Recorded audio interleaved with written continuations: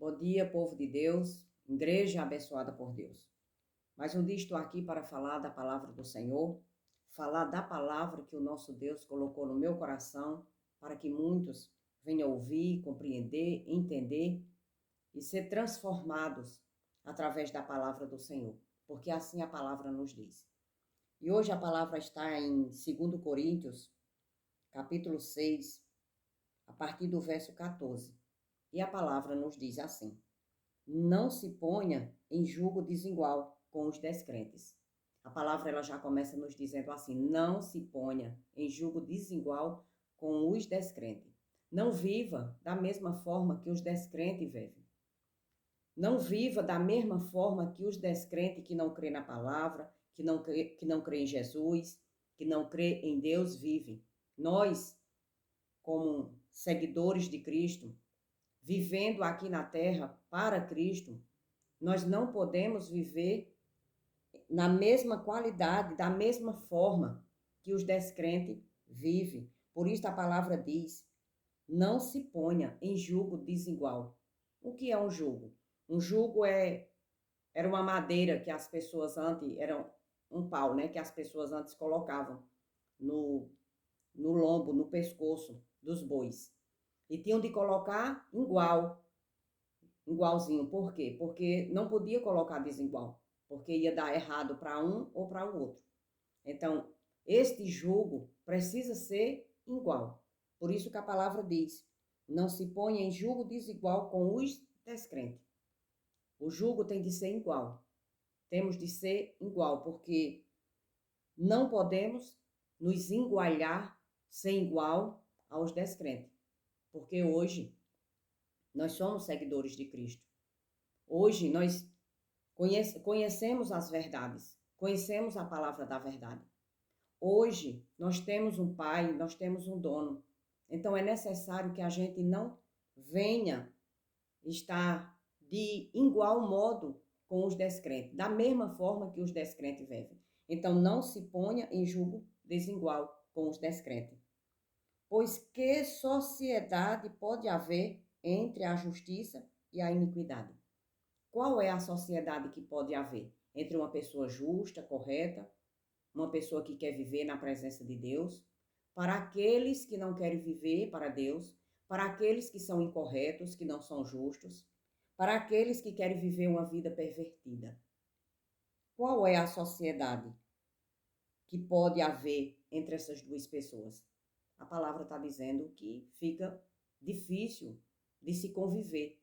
Um é justo, correto, um crê, o outro não crê, um quer viver na presença de Deus, o outro não quer, e fica, essa sociedade, ela não pode acontecer, não tem como acontecer, até porque não existe, vai existir conflitos, vai existir perturbações, não existe uma sociedade, não existe um só pensamento, é um pensamento diferente um do outro.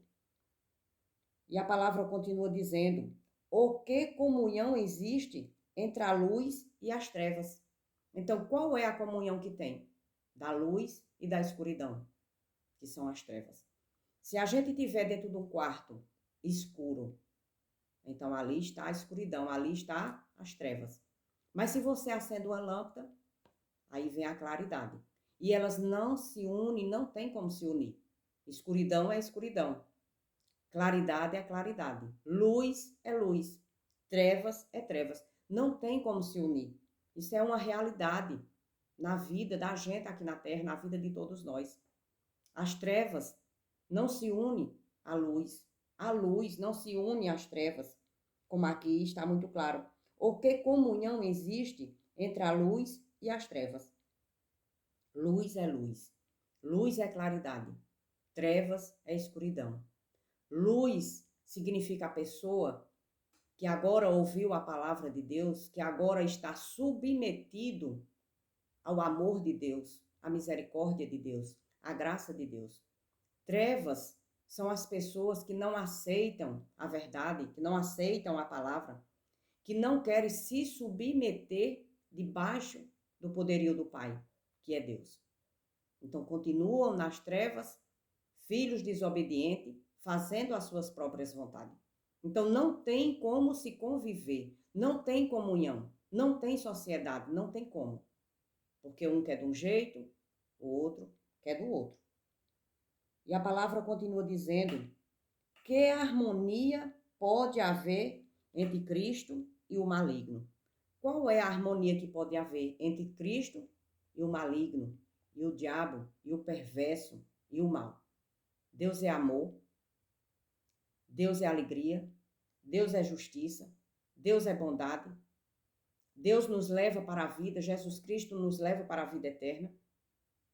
Ele nos comprou, Ele nos deu vida, Ele fez tudo que o ser humano não podia fazer, Ele fez por cada um de nós, porque Ele é amor, nos deu a vida eterna.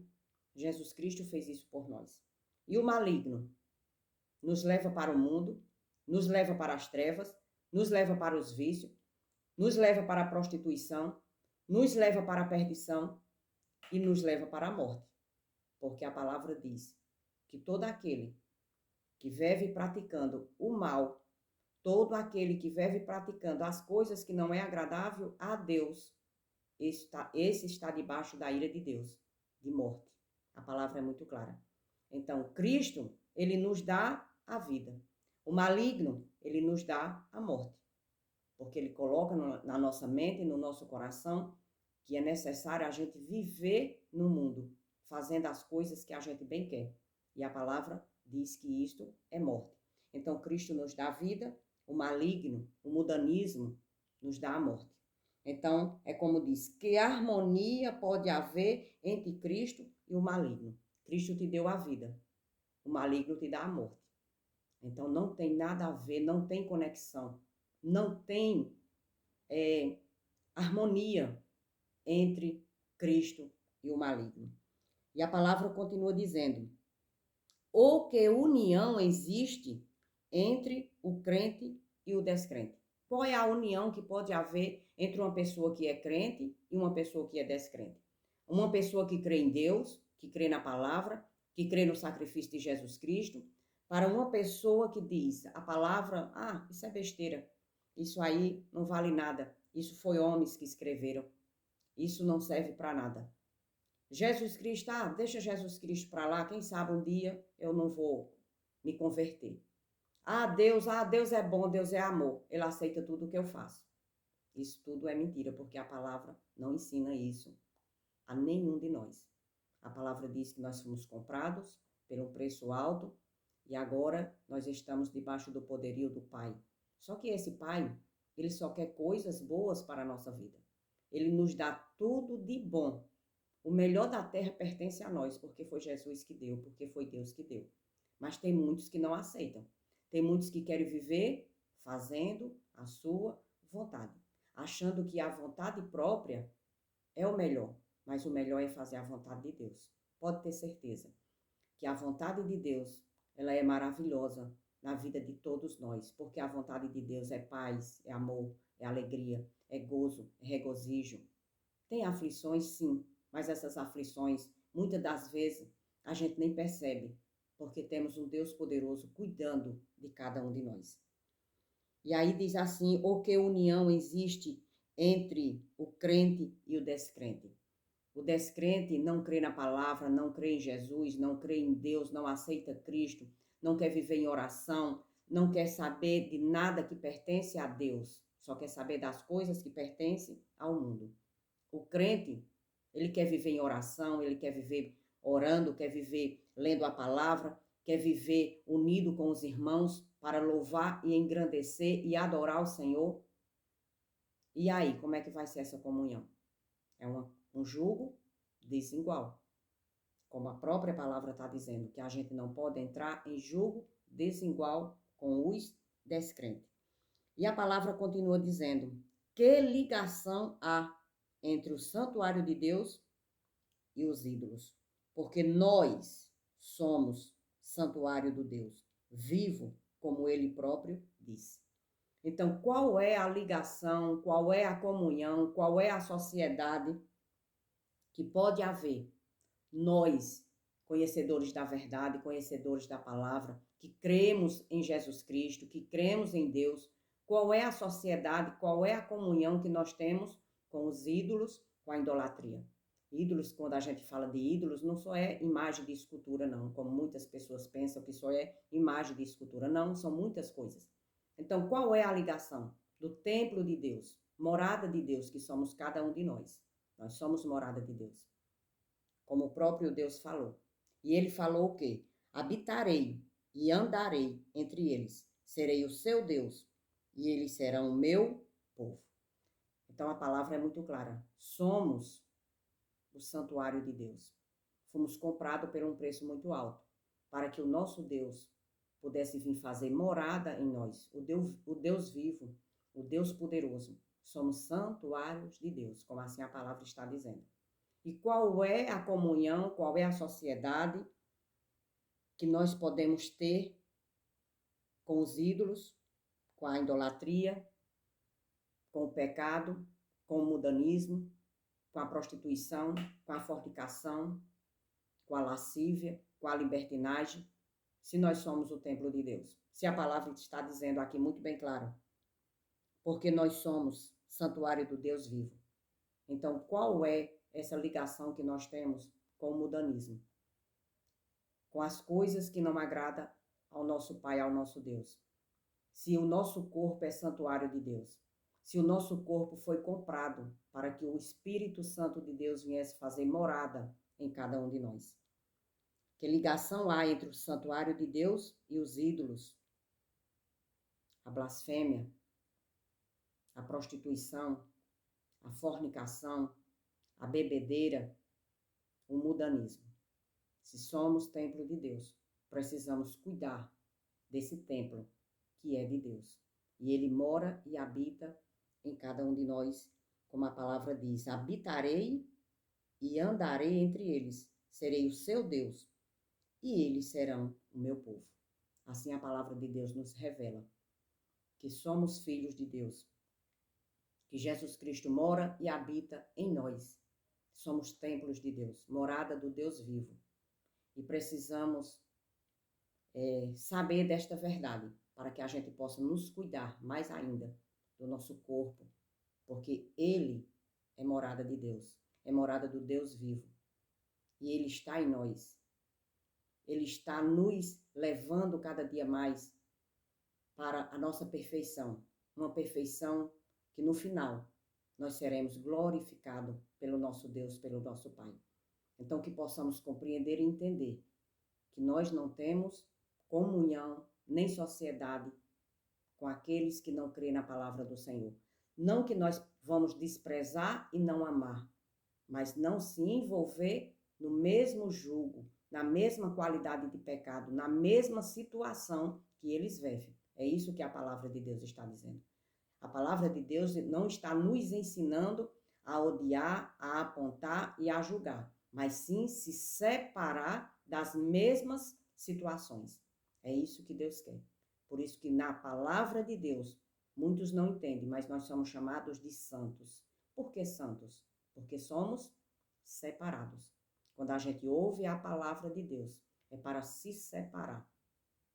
Não se separar da pessoa, do ser humano, que é necessário a gente orar, é necessário a gente viver em oração, pedindo que Deus o acolha, que Deus o chame, que ele possa ouvir também a palavra do Senhor. Mas que a gente não se envolva na mesma contaminação de pecado. É isso que a palavra de Deus está nos dizendo. Porque somos o templo de Deus, somos filhos de Deus. E estamos aqui para ser luz e não trevas.